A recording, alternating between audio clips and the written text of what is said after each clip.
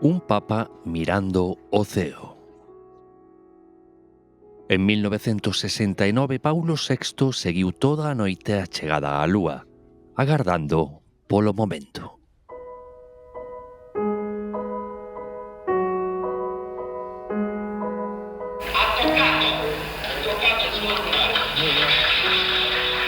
Uns anos antes, Paulo VI decidira que había que sair do Vaticano, pisar mundo. Foi o primeiro papa en coller un avión. A súa viaxe máis lembrada foi a primeira, a de 1964, a Terra Santa.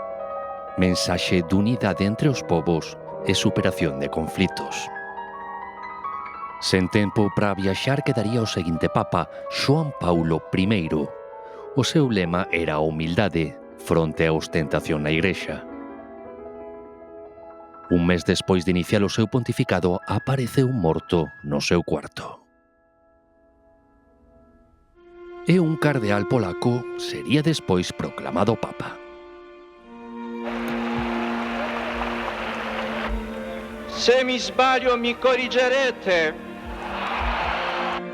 Por primeira vez en máis de 4 séculos era elixido papa un non italiano, un home que viña dun país do leste, dun país comunista.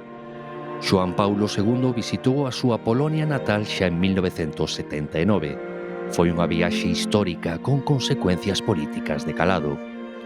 Puxo contra as cordas o réxime prosoviético. Logo daquela visita, millóns de polacos acabaron unidos no sindicato de Lech Walesa, Solidariedade. Cos anos, o goberno comunista acabaría caendo pacíficamente. Acabaría quedando como o papa que contribuiu a derrubar os muros que separaban o leste do oeste. E non parou de viaxar o papa máis viaxeiro. Mesmo a Galicia, en 1982 e 1989. Aquí vemos unha impresionante panorámica do Monte do Gozo.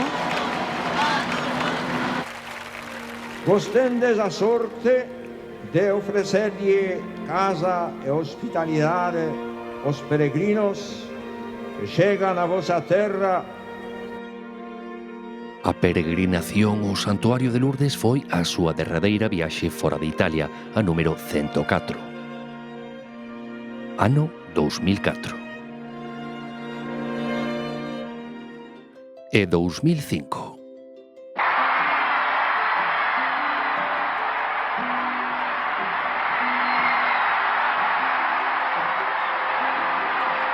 A primeira viaxe apostólica fora de Italia de Bieito XVI foi a Alemaña, o seu país. Navegou polo Rin. Colonia acollía a Xornada Mundial da Xuventude. Tamén mirou para Oriente. En Istambul colleu a man do patriarca dos cristiáns ortodoxos.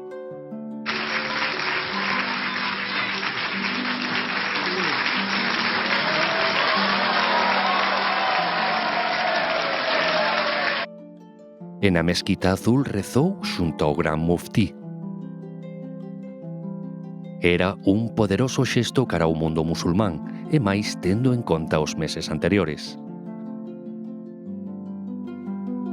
O Papa dera un discurso en Ratisbona que algúns entenderon como crítica ao Islam, e en Irak responderon queimando a efixe de Bieito XVI. Era 2006. E 15 anos despois, Francisco convertíase no primeiro papa en visitar Irak. Basta violenze, basta estremismi, fazioni, intolleranze. O seu encontro co gran Ayatollah foi un momento trascendente pro diálogo entre relixións. A primeira vez que Francisco saíra do Vaticano correra a Lampedusa a honrar os inmigrantes. E nunca deixou de mollarse. Porta alla globalizzazione dell'indifferenza. Agora, a primeira viaxe apostólica fora de Italia de León XIV será a Turquía e o Líbano. La pace sia con tutti voi. A diplomacia vaticana continúa o seu camiño.